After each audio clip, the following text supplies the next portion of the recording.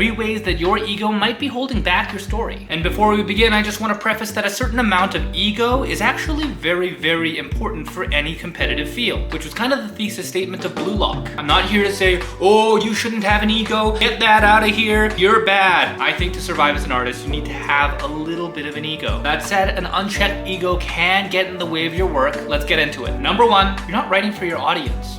You're writing for you. And a lot of people give that advice, and it's good advice. Write what makes you happy and your audience will find you. And while yes, a little bit of a caveat, we write stories so other people can enjoy them, so that other people can experience our inner worlds. 100% you should be authentic and true to yourself, but the reality is other people actually have to absorb what you're putting out. Not only that, they're putting in time, effort, and giving you support by reading and enjoying your work. It seems kind of obvious, but don't just think about yourself. Think about what's going to make an enjoyable experience for your audience as well. Number 2, you are stuck in your perspective. Usually, if you're writing something and you really have a story in you, that's because there's something about that story that resonates with you. See, you have a version of that story that you're experiencing as you're writing it, but that doesn't mean that that's what other people will see. You could be writing a protagonist who you think is deep and profound and so tortured, and I see this a lot. In everyone else's point of view, the character can come across whiny or self-indulgent. This isn't because the story isn't good. This isn't because the character isn't good. This is because you as a writer are stuck in one version of the story. What if this character was the main character? What if that character was actually super justified? Maybe there is room for this story to grow. Now, this is very heady work, but if you can let go of preconceived notions of what your story is supposed to be, then you open yourself up to the possibility of your story growing beyond its imagined limits. And finally, number 3, you won't ask for help because it's your story. You know it better than anyone, which